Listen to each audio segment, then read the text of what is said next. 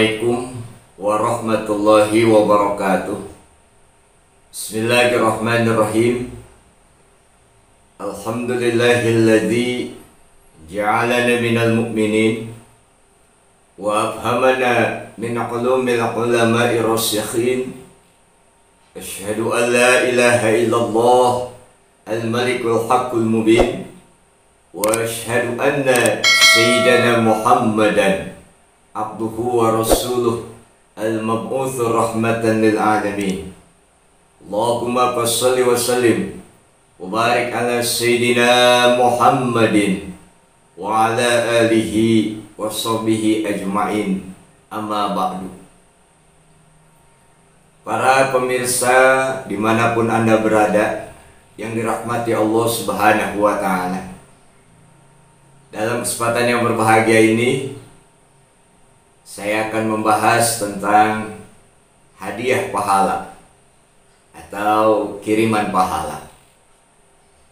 Para pemirsa yang berbahagia, kalau kita melaksanakan ibadah sholat, lalu kita diberikan pahala oleh Allah Subhanahu wa ta'ala, itu wajar karena kita yang mengamalkannya. Kalau kita melaksanakan ibadah puasa lalu diberikan pahala oleh Allah Subhanahu wa ta'ala, itu wajar karena kita yang mengamalkannya. Kalau kita bersedekah lalu diberikan pahala oleh Allah Subhanahu wa ta'ala, itu wajar karena kita yang mengamalkannya.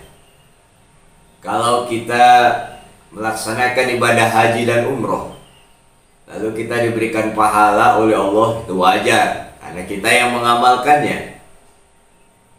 Kalau kita berkurban lalu diberikan pahala oleh Allah Subhanahu wa ta'ala, itu wajar karena kita yang mengamalkannya. Kalau kita membaca Al-Quran diberikan pahala oleh Allah Subhanahu wa ta'ala, itu wajar karena kita yang mengamalkannya. Ditegaskan di dalam surah Az-Zalzalah, Allah berfirman, "Faman ya'mal mithqala dzarratin khairan yarah." Maka barang siapa yang beramal kebaikan sebesar biji jarrah, sekecil biji jarrah pun kebaikan itu, maka akan didapatinya, akan diberikan pahala dari Allah Subhanahu wa ta'ala. Apabila amal-amal yang kita kerjakan kita niatkan pahalanya untuk kita hadiahkan kepada orang tua kita yang sudah meninggal, kepada saudara kita, kepada kerabat kita, pertanyaannya, apakah sampai? Apakah orang meninggal atau yang masih hidup bisa mendapatkan faidah, manfaat dari amalan yang kita kerjakan? Inilah yang akan kita bahas dalam kesempatan ini. Para pemirsa dimanapun Anda berada yang dirahmati Allah Subhanahu wa ta'ala,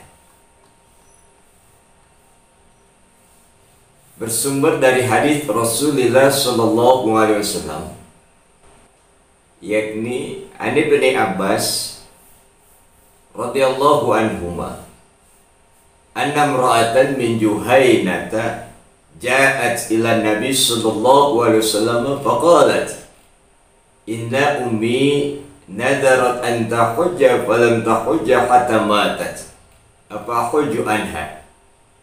Qala na'am. Hujji anha. Ara'aiti law kana ala ummiki daynun akunti qadiyatahu. Uqdallaha fallahu ahaqqu bil wafa. Rawahul Bukhari. Dari Ibnu Abbas, semoga Allah meridhoinya, ia berkata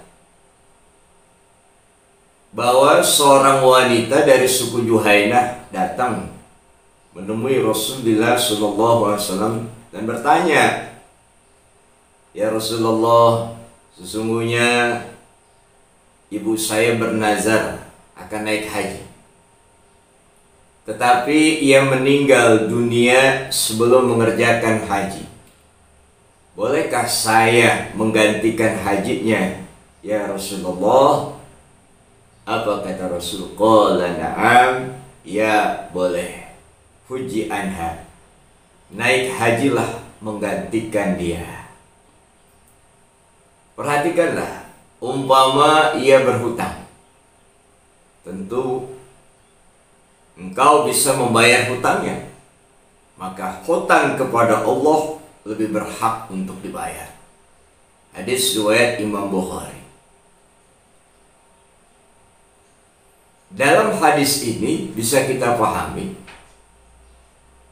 orang yang bernazar akan melaksanakan ibadah haji, yakni ibunya dalam hal ini, sebelum melaksanakan ibadah haji ia meninggal duluan. Lalu kemudian ada itikat baik, anaknya ingin menggantikan, ingin membayar hutang haji ibunya. Maka kata Rasul, "Huji anha, hajilah kamu untuk menggantikan nazar haji ibumu." Yang punya hutang nazar haji, ibunya yang sudah meninggal dunia. Sementara yang membayarnya anaknya yang masih hidup. Maka amalan anak yang masih hidup dapat membebaskan hutang ibunya yang sudah meninggal dunia. Berarti ibunya mendapatkan faidah, manfaat, kebaikan, pahala dari amalan anaknya yang masih hidup. Nah, berarti hadiah pahala sampai kepada orang yang telah meninggal dunia, sehingga terbebaslah hutang nazar haji ibu tersebut. Tentunya sebagai anak harus berbakti pada kedua orang tua. Itu yang pertama. Kita lihat hadis selanjutnya. Ini berkaitan dengan orang yang masih hidup. Sebuah hadis bahwa An Abdullah bin Abbas radhiyallahu anhuma, kana al-fadlu radifa Nabi sallallahu alaihi wasallam, faja'at imra'atun min khash'am, faja'ala al-fadlu yanzuru ilaiha wa tanzuru ilaihi, faja'ala Nabi sallallahu alaihi wasallam yasrifu wajhal fadli ila syikil akhari, faqalat, "Inna faridatallahi adrakat abi syekhan kabiran la yathbutu ala rahilati apa huju anhu." Qala na'am, wa dhalika fi hajjatil wada, rawahul Bukhari. Artinya dari Ibnu Abbas, semoga Allah meridhoinya, dia menceritakan, yakni Ibnu Abbas, pengiring Rasulullah sallallahu alaihi wasallam, suatu ketika datang seorang wanita dari suku Khash'am. Lalu Ibnu Abbas melihat dia, wanita tersebut, dan wanita itu melihatnya Ibnu Abbas, sehingga Rasulullah SAW akhirnya memalingkan wajah Ibnu Abbas ke arah yang lain. Saat itu wanita tersebut bertanya kepada Rasulullah SAW, yakni, ketika kewajiban haji datang kepada ayah saya, ya Rasulullah, sementara ia sudah tua, nggak bisa naik kendaraan lagi, bolehkah saya, anaknya nih, menggantikan hajinya? Apa jawaban Rasul? Yakni, qala na'am, boleh. Nah, hal ini terjadi pada haji wada. Dalam hadis ini dinyatakan bahwa seorang anak wanita yang menggantikan haji bapaknya yang sudah tua. Karena tua, tidak sanggup untuk naik kendaraan, yang mungkin karena faktor umur atau mungkin sudah ada penyakit dan lain sebagainya, sehingga intinya tidak sanggup. Akhirnya digantikanlah oleh anaknya. Maka dalam hal ini anaknya yang menggantikannya mendapatkan pahala dari amalan hajinya, dan juga karena niat menggantikan ayahnya dalam melaksanakan haji, maka ayahnya pun mendapatkan pahala dari amalan anaknya. Maka orang hidup bisa mendapatkan faidah manfaat dari amalan orang lain yang masih hidup pula. Ya, tentunya sebagai anak yang harus berbakti kepada orang tua, ya, itu salah satu contohnya. Kemudian hadis selanjutnya, An Ibnu Abbasin anna Nabiy sallallahu alaihi wasallam sami'a rajulan yaqulu labbaika subrama. Qala man subrama? Qala akhun li aw qaribun li. Qala ahajjazta an nafsik? Qala uji an nafsi thumma uji an subrama. Rawahu Abu Dawud. Dari Ibnu Abbas, semoga Allah meridhoinya, bahwa Rasul sallallahu alaihi wasallam mendengar seorang berkata ketika melaksanakan ibadah haji, labbaik an syubramah, labbaik an syubramah, labbaik an syubramah. Ya Allah, saya memenuhi panggilanmu ya Allah dalam rangka menggantikan hajinya Subramah. Rasul mendengar, lalu Rasul bertanya, man Subramah? Siapa sih Subramah itu? Lalu laki-laki itu menjawab, sahabat karib saya ya Rasulullah. Rasul bertanya, apakah kamu sudah melaksanakan ibadah haji? Belum ya Rasul. Oh, kalau begitu kamu dulu melaksanakan ibadah haji, baru setelah kamu sudah melaksanakan ibadah haji, boleh kamu melaksanakan haji untuk Subramah, yang kita sebut dengan badal haji. Dari hadis ini dapat kita pahami bahwa orang yang melaksanakan haji dalam rangka untuk menggantikan haji orang lain, syaratnya harus sudah melaksanakan ibadah haji terdahulu. Nah, kemudian yang kedua, orang yang dibadalkan hajinya, ya sebab uzur, mungkin sakit, atau memang tadi seperti sudah tua renta, nggak sanggup untuk melaksanakannya, atau memang sudah meninggal dunia, maka boleh dibadalkan haji kepada orang lain, yang orang lain ini tentunya sudah melaksanakan ibadah haji. Nah, berarti orang yang dibadalkannya mendapatkan pahala, apakah dia itu yang dibadalkan masih hidup atau sudah meninggal dunia, maka tetap ia mendapatkan pahala dari amalan orang yang menghajikannya.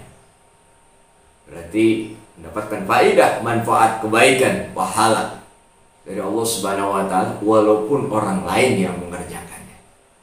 Berarti sampai pahalanya. Kemudian ketika Rasulullah SAW berkurban 2 ekor gibas putih, Rasulullah berniat begini, Bismillahirrahmanirrahim, Allahumma taqabbal min Muhammadin wa ali Muhammadin wa min ummati Muhammadin. Dengan menyebut nama Allah, ya Allah, kurban ini dari saya, pahalanya untuk saya, juga untuk keluarga saya dan untuk umat saya. ini yang berkurban Rasulullah. Nah, cuman dalam niatnya Rasulullah meniatkan pahalanya untuk keluarganya, juga untuk umatnya. Makanya di dalam ibadah kurban disunahkan orang yang berkurban, yakni niat pahala untuk orang tuanya yang sudah meninggal dunia, atau untuk bapaknya, ibunya, kakeknya, mertuanya, gurunya, kerabatnya, dan lain sebagainya. Maka disunahkan untuk berniat menghadiahkan pahala kurbannya untuk mereka. Maka dalam hal ini sampai pahalanya, dan orang yang sudah meninggal dunia mendapatkan faedah manfaat dari amalan kurban orang yang hidup. Bahkan di dalam penjelasan kitab Bariqatul Muhammadiyah juz 2 halaman 99, ay ja'ala thawabahu li ummatihi wa hadha ta'limun minhu sallallahu alaihi wasallam annal insana yanfa'uhu amal ghairi wal iktidabih wa al istimsaku bil urwatil wuthqa. Nabi Muhammad sallallahu alaihi wasallam memberikan pahalanya kepada umatnya ini pelajaran dari Nabi bahwa amalan orang lain bisa memberikan manfaat kepada orang lain. Dan mengikuti ajaran dan petunjuk Nabi ada suatu pegangan dengan tali yang teguh. Kita lihat hadis selanjutnya. An Aisyah radhiyallahu anha anna Rasulullah sallallahu alaihi wasallam qala man mata wa alaihi syiyam sawma anhu wali. Dari Ummul Mukminin Siti Aisyah radhiyallahu anha, ia berkata bahwasanya Rasulullah SAW bersabda, barang siapa meninggal dunia sementara ia berhutang puasa, maka walinya boleh menggantikan puasanya. Hadis riwayat Imam Muslim. Hadis ini menjelaskan kepada kita tentang orang yang meninggal dunia dan punya hutang puasa yang belum dibayarnya, belum sempat membayar, sudah dipanggil ke hadirat Allah Subhanahu wa Ta'ala. Nah, maka dalam hal ini kata Imam Nawawi boleh, bahkan disunahkan kata Imam Nawawi dalam mazhab Syafi'i kepada walinya, yakni ahli waris keturunannya maupun sahabat karibnya, untuk mengkodokkan puasa yang ditinggalkan oleh almarhum. Jadi boleh yang punya hutang yang meninggal, sementara yang mengkodokkan, menggantikan puasa anaknya yang masih hidup atau kerabatnya, maka lunas hutang puasa yang telah meninggal. Kalau sudah lunas, terbebas, ya. Berarti orang mati yang meninggal dunia mendapatkan faedah, manfaat, dan sampai hadiah pahalanya yang dikirimkan dari orang yang masih hidup. Para pemirsa yang berbahagia yang dimuliakan Allah Subhanahu wa Ta'ala. An Abi Hurairah radhiyallahu anhu qala Rasulullah sallallahu alaihi wasallam, nafsul mu'mini mu'allaqatun bidaini hatta yuqda anhu. Rawahu Tirmidzi. Dari Abu Hurairah, semoga Allah meridai, berkata bahwa Rasulullah sallallahu alaihi wasallam bersabda, jiwa orang mukmin itu tergantung kepada hutangnya sampai hutangnya dibayarkan. Hadis ini menjelaskan tentang orang yang meninggal dunia sementara masih punya hutang. Biasanya kalau terjadi di lingkungan kita, ketika jenazah akan disolatkan, kemudian sebelum itu ada salah satu dari kerabatnya, dia menyampaikan kepada para jamaah sekalian, apabila almarhum atau almarhumah semasa hidupnya punya hutang piutang, agar kiranya para jamaah untuk mengkonfirmasi kepada kami keluarganya agar hutang piutang tersebut bisa diselesaikan. Nah, dalam hal ini yang punya hutang, yang sudah meninggal, yang membayar anaknya, kerabatnya yang masih hidup. Tentunya ketika dibayarkan hutang itu maka lunas, sudah tidak menjadi beban lagi bagi si mayit. Berarti amalan orang hidup bisa memberikan faidah, manfaat, kebaikan, pahala yang bagi orang yang sudah meninggal dunia. Jelas. Selanjutnya, man shalla alaihi thalatha sufufin faqad aujaba. Rawahu Tirmidzi. Barang siapa yang mensolatkan jenazah 3 saf, maka jenazah tersebut mendapatkan ampunan dari Allah Subhanahu wa Ta'ala. Nah, hadis ini menjelaskan bahwa orang yang sudah meninggal dunia, kemudian fardu kifayah kita mensolatkannya. Nah, yang sudah meninggal dunia tidak bisa melaksanakan apa-apa. Jangankan dia suruh sholat, dia beramal, batuk aja dia nggak bisa. Sementara yang beramal, yang sholat, yang mendoakan itu orang yang hidup. Sholatnya orang hidup, mensolatkan jenazah dengan 3 saf, maka si mayit akan mendapatkan ampunan dari Allah Subhanahu wa Ta'ala. Ini luar biasa hadirin. Yang beramal yang hidup, yang sholat yang hidup, yang mati nggak bisa ngapa-ngapain. Tapi sebab amalan orang hidup, si mayit diberikan ampunan oleh Allah Subhanahu wa Ta'ala. Ini jelas amalan orang hidup memberikan faidah, manfaat, kebaikan, pahala bagi mayit. Subhanallah. Bahkan dalam hadis yang lain, la yamutu ahadun minal muslimin fatusalli alaihi ummatun minal muslimin yabluguna ayyakunu mi'atan fayashfa'u lahu illa syufi'u fi. Rawahu Tirmidzi.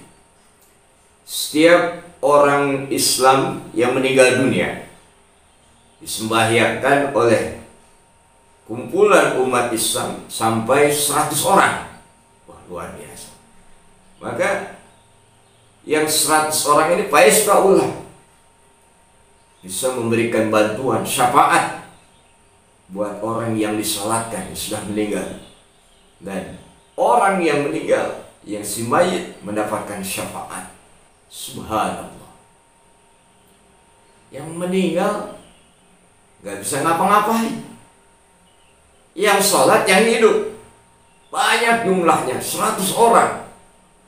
Maka dari setiap orang bisa memberikan syafaat bagi si mayit, bantuan, pertolongan buat mayit.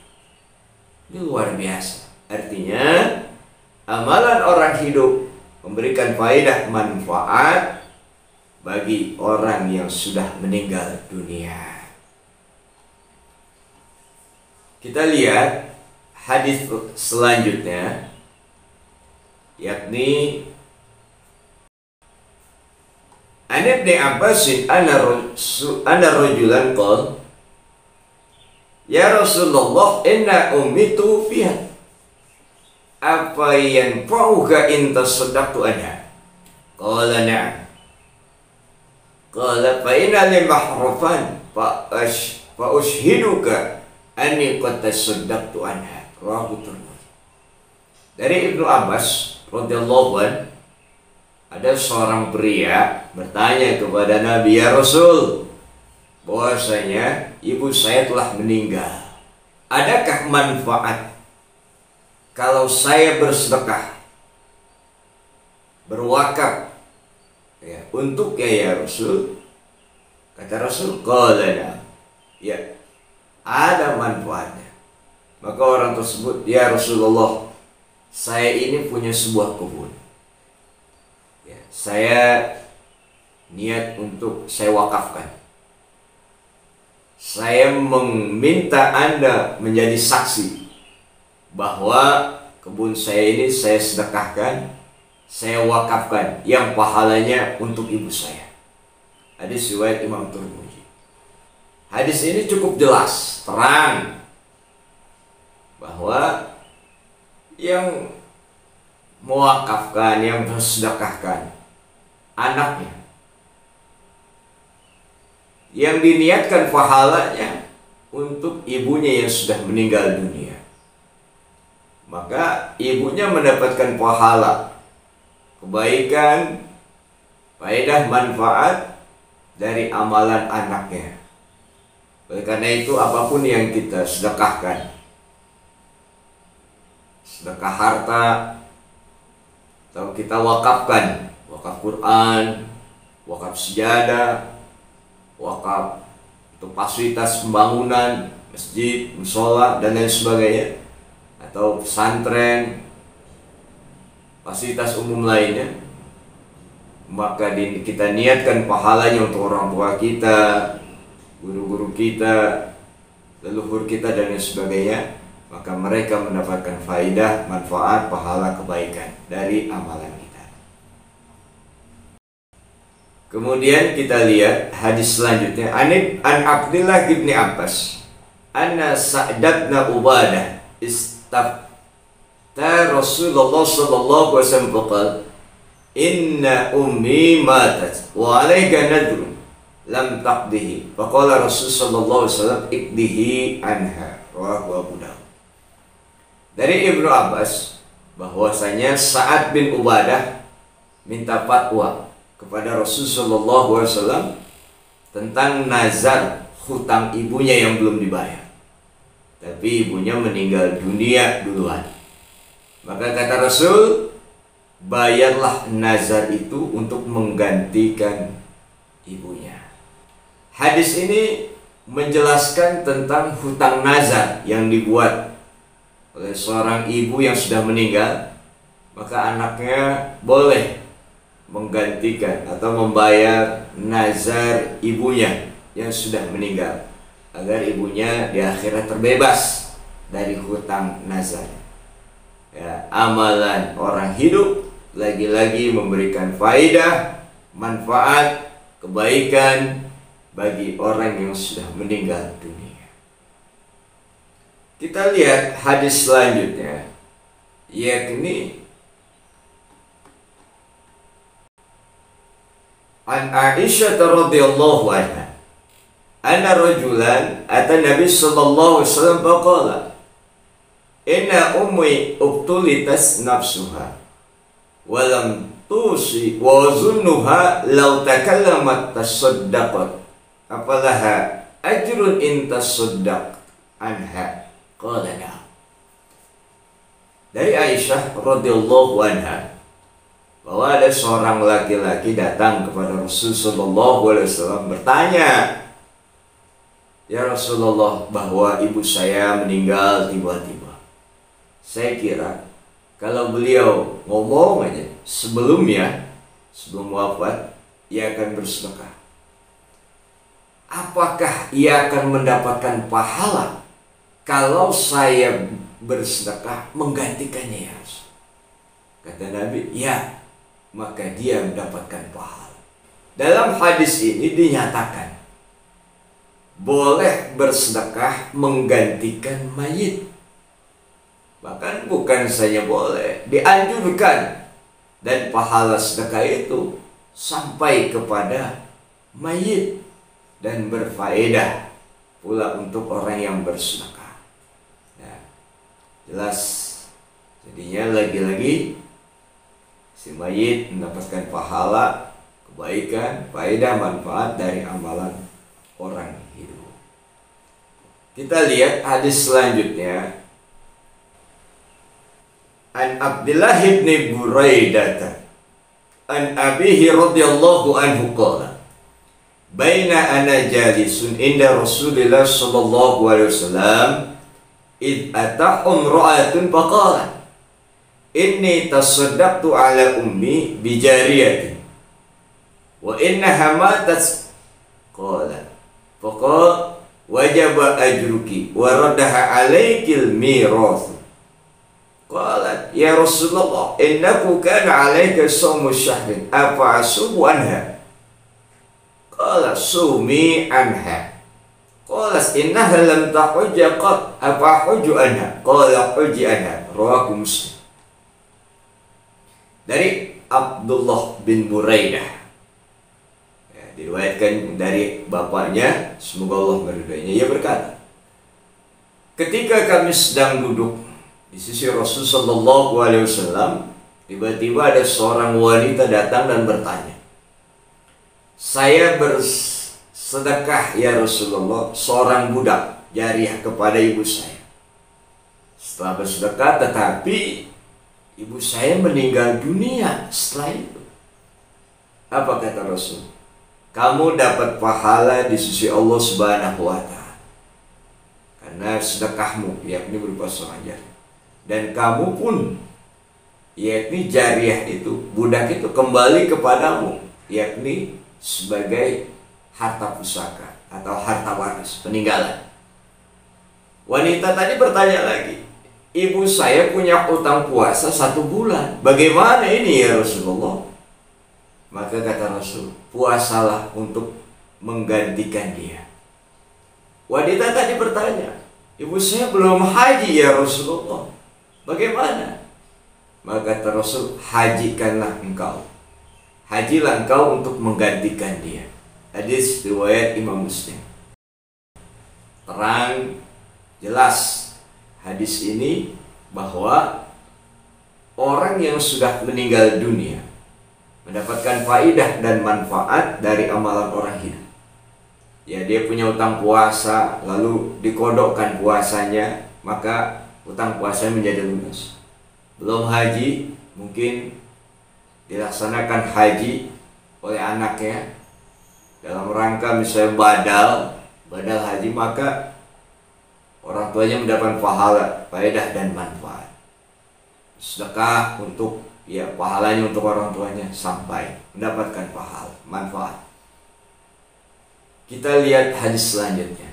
An Miqal bin Yasar qala Nabi sallallahu alaihi wasallam, dari Miqal bin Yasar berkata, Nabi sallallahu alaihi wasallam bersabda, Iqra'u Yasin ala mautakum, rawahu Abu Dawud. Bacalah Yasin pada mayit kalian. Hadis ini dengan jelas mautakum, yakni pada mayit kalian artinya. Makna mauta itu mayit. Ya. Nah, dalam hadis ini dinyatakan orang yang sudah meninggal dunia kemudian dibacakan Yasin, maka orang yang sudah meninggal dunia mendapatkan faidah, pahala, kebaikan dari bacaan Yasinnya orang hidup yang diniatkan hadiah pahalanya untuk orang yang telah meninggal dunia. Sampai-sampai dalam hal ini bahwa Imam Abu Dawud memberi judul hadis ini dengan babul qurrati indal mayyit, artinya bab membaca ayat di hadapan orang mayit. Subhanallah. Jadi jelas menurut hadis ini bahwa Rasulullah SAW memerintahkan kepada kita supaya membaca surah Yasin di hadapan mayit, ya tentunya pahalanya untuk mereka. Bahkan dalam penjelasan para ulama, ya, orang yang membaca Yasin maka ia akan mendapatkan ampunan dari Allah Subhanahu wa taala. Juga si mayit mendapatkan ampunan dari Allah Subhanahu wa taala. Mendapatkan keberkahan, mendapatkan rahmat dari Allah Subhanahu wa taala untuk si mayit. Dan si orang yang hidup tersebut mendapatkan pahala juga, ampunan, mendapatkan kebaikan, serta dimudahkan urusan-urusannya. Itulah diantara faidah keutamaan orang yang membaca surah Yasin. Kita lihat hadis berikutnya. An Ibnu Abbas radhiyallahu anhu qala marra Nabi sallallahu alaihi wasallam bi qabrayn faqala innakuma la yu'adzabani wa ma yu'adzabani fi kabir amma ahadukuma fakana la yastatiru minal bawl wa amma al-akhar fakana yamshi bin namimati thumma akhraja jaridatan ratbatan fashaqqaha nisfayn fagaraza fi kulli qabrin wahidah. Qalu ya Rasulullah lima fa'alta hadha? Qala la'allahu yukhaffafu anhuma ma lam yaibasa. Rawahul Bukhari. Dari Ibnu Abbas radhiyallahu an, ia berkata bahwa ia melewati, Nabi sallallahu alaihi wasallam melewati dua kuburan. Kemudian Nabi berkata kepada sahabat, kedua-duanya ahli kubur yang dimaksud itu sedang disiksa, tapi bukan karena dosa besar. Ini yang seorang karena buang air kecil kemudian tidak bersuci, yang seorang lagi tukang adu domba, tukang fitnah. Kemudian Rasulullah SAW mengambil pelepah kurma, kemudian dibelah pelepah kurma itu, ditancapkan, ditanamkan pada masing-masing kuburan. Lalu sahabat bertanya, lima fa'alta hadza? Kenapa dibuat begitu ya Rasulullah? Beliau menjawab, la allahu yukhaffafu. Mudah-mudahan kedua-duanya dapat meringankan siksanya selama belum kering. Hadis riwayat Imam Bukhari. Dalam memahami hadis ini, ahli kubur, dua orang ahli kubur mendapatkan keringanan dari amalan Nabi. Pertama, Nabi Muhammad SAW menancapkan pelepah kurma, sampai kata beliau, la'allahu yukhaffafu ma lam yaibasa, yakni selama pelepah kurma ini belum kering, semoga Allah memberikan keringanan siksaannya. Berarti kenapa kok pelepah kurma ini bisa mendatangkan ampunan dari Allah Subhanahu wa taala, keringanan siksaan? Yakni karena pelepah kurma, segala sesuatu itu bertasbih kepada Allah. Jadi pelepah kurma juga bertasbih. Nah, tasbihnya ini bisa memberikan keringanan siksa bagi ahli kubur. Yang kedua, ada yang memahami bahwa karena berkat amalnya Rasul, amaliyah Rasul, perbuatan Rasul dengan menancapkan yakni dua pelepah kurma ini ke masing-masing kubur, dengan amalan tersebut maka diringankan siksanya ahli kubur tersebut. Berarti ahli kubur mendapatkan faidah, manfaat dari amaliyah, dari amal perbuatan Nabi maupun dari tasbihnya pelepah kurma. Segitunya pelepah kurma, tasbih, bertasbih. Lalu bagaimana kita manusia yang dimuliakan Allah Subhanahu wa taala, yang apabila kita mendoakan, tentunya kita lebih mulia ketimbang daripada pelepah kurma. Tentunya yakni bacaan kita, tentunya istighfar kita, doa-doa kita yang kita berdoa, yang amalia kita, pahalanya kita hadiahkan untuk ahli kubur, mereka mendapatkan faedah, manfaat ahli kubur tersebut. Kita lihat hadis selanjutnya, yakni kana sallallahu alaihi wasallam idza faraga min dafnil mayyit waqafa alaihi wa qala istaghfiru li akhikum wasalu lahu tathbita fa innahu al-ana yus'al, rawahu Abu Dawud. Nabi sallallahu alaihi wasallam selesai menguburkan mayit, dipendam mayit di dalam tanah. Ya, kalau masa Nabi di padang pasir, beliau nggak langsung pulang.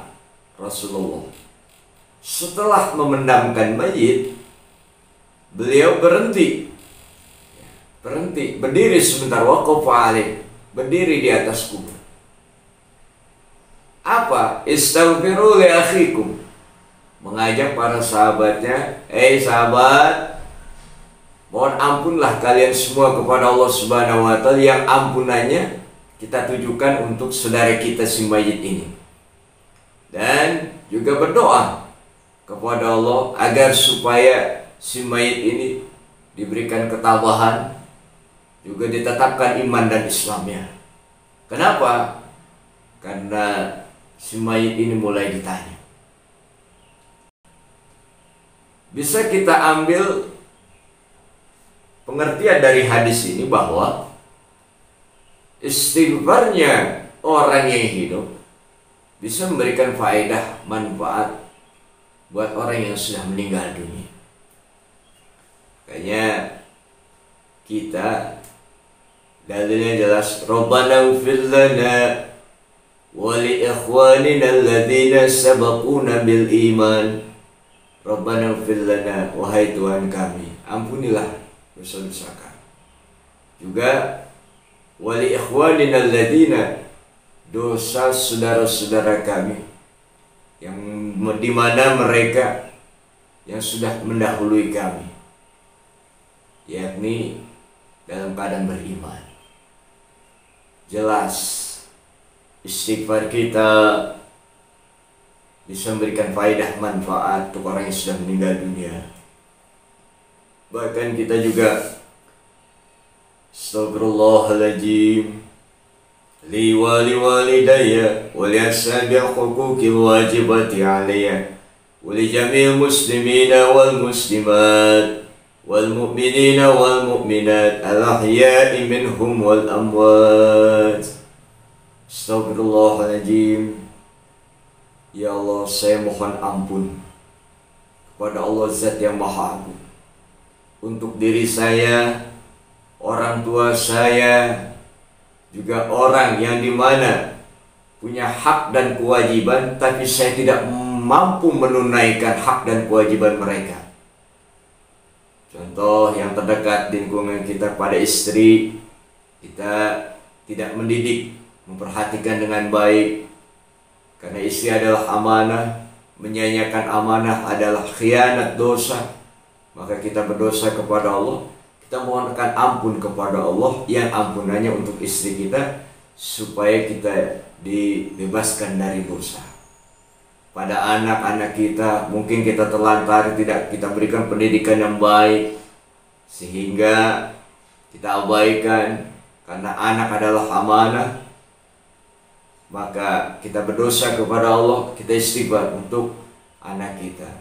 Mungkin kepada orang yang telah berjasa kepada kita, kepada tetangga kita yang kurang kita perhatikan, di mana di antaranya yang punya hak dan kewajiban, yang mestinya kita melaksanakan hak dan kewajiban kita kepada mereka, pada tetangga kita tidak peduli, kepada orang susah kita tidak peduli, pada yatim piatu, para fuqara dan lain sebagainya, kita tidak peduli terhadap mereka.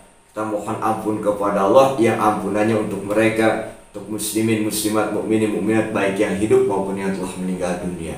Nah, disinilah istighfarnya kita bisa memberikan faedah, manfaat dan kebaikan, serta ampunan bagi mereka baik yang masih hidup maupun yang telah meninggal dunia. Di dalam surah At-Tur, di mana Allah Subhanahu wa taala berfirman, "Walladzina amanu wattaba'athum dzurriyyatuhum biimanin alhaqna bihim dzurriyyatahum wama alatnahum min 'amalihim min syai'." Walladzina amanu, dan orang-orang yang beriman, wattaba'athum dzurriyyatuhum biiman, dan diikuti oleh anak cucu mereka akan iman itu, maka alhaqna bin dzurriyyatahum, kami, kata Allah, akan menghubungkan anak cucu mereka dengan mereka dengan tidak mengurangi sedikit pun dari amal mereka. Al-Imam Abu Ja'far At-Tabari, seorang ulama akhir kurun ketiga Hijriah, meninggal 310 Hijriah, pengarang tafsir Jami'ul Bayan fi Ta'wili Ayatil Quran. Beliau menafsirkan ayat tersebut begini. Pertama, anak cucu orang mukmin diangkat derajatnya dalam surga bersama bapaknya yang mukmin, walaupun amalnya tidak sebanyak amal bapaknya. Ini hubungan keimanan sangat penting ini. Bapaknya beriman, sujud kepada Allah, taat kepada Allah. Iman itu diikuti, diwariskan kepada anaknya. Anaknya mengikuti. Anaknya, anak cucunya, mantunya sujud kepada Allah, taat kepada Allah, melakukan amal soleh. Apa yang diperintahkan oleh Allah dikerjakan, apa yang dilarang ditinggalkan. Mengikuti keimanan orang tuanya, keimanan para leluhurnya, maka nanti akan dikumpulkan oleh Allah Subhanahu wa taala di dalam surga orang tua dengan keturunannya. Dan anak cucu orang mukmin diangkat derajatnya dalam surga bersama bapaknya yang mukmin, walaupun amal anak cucunya tidak sebanyak amal bapaknya. Subhanallah. Lalu kata Al-Imam Abu Ja'far At-Tabari, yang kedua, anak-anak orang mukmin yang belum balik kemudian meninggal, maka dimasukkan dalam surga bersama bapaknya, berkat amal bapaknya, berkat keimanan bapaknya, walaupun anaknya yang belum balik itu belum sempurna. Subhanallah, luar biasa ikatan iman ini. Kemudian yang ketiga, kata Al-Imam Abu Ja'far, anak cucu orang mukmin diberi pahala sama banyaknya dengan bapaknya. Luar biasa. Nah, jelas dari sini bahwa bapak bisa memberikan faedah manfaat, bahkan keimanan mereka bisa mengangkat derajat anak di dalam surga Allah Subhanahu wa taala. Oleh karena itu, kita sebagai anak yang terkadang kita belum mampu membalas kebaikan orang tua sudah meninggal dunia.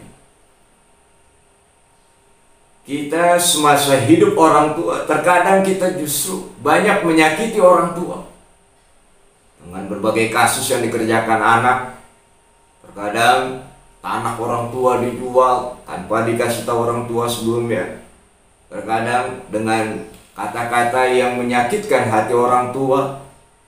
Terkadang banyak kedurhakan-kedurhakan yang dilakukan oleh anak terhadap orang tuanya. Mulai saat ini, marilah, orang tua itu adalah keramat kita. Keramat. Mereka yang masih hidup, mari kita rawat dengan baik. Kita perhatikan mereka. Mudah-mudahan dengan sebab bakti itu, nanti kita akan menjadikan orang yang bahagia dunia dan akhirat. Mudah-mudahan, bahkan karena kebaikan orang tua bukan hanya sebatas di dunia, di akhirat nanti. Inilah sebuah ayat yang menjelaskan tentang keimanan orang tua nanti bisa mengangkat derajat anak ke dalam surga Allah Subhanahu wa taala. Barangkali itulah berbagai hadis-hadis secara umum bahwa orang hidup bisa memberikan faidah dan manfaat baik kepada orang telah meninggal dunia maupun masih hidup, yang pada intinya adalah mari kita banyak beramal soleh untuk orang tua kita, guru-guru kita, saudara kita yang telah meninggal dunia. Kita fatihahkan mereka, banyak istighfar untuk mereka, kita baca Quran, pahalanya kita niatkan untuk mereka, kita bersedekah, pahalanya kita kirimkan untuk mereka, kita wakaf, pahalanya untuk kita kirimkan untuk mereka. Apapun amal soleh yang jelas mereka mendapatkan faidah, manfaat, kebaikan, pahala yang besar di sisi Allah Subhanahu wa Ta'ala dengan sebab amalan orang hidup. Barangkali ini yang bisa saya sampaikan dalam kesempatan ini. Tentunya banyak kesalahan, saya mohon maaf. Kebenaran datang dari Allah. Usikum nafsi bitaqwallah, wallahu muwaffiq ila aqwamit thoriq. Wassalamualaikum warahmatullahi wabarakatuh.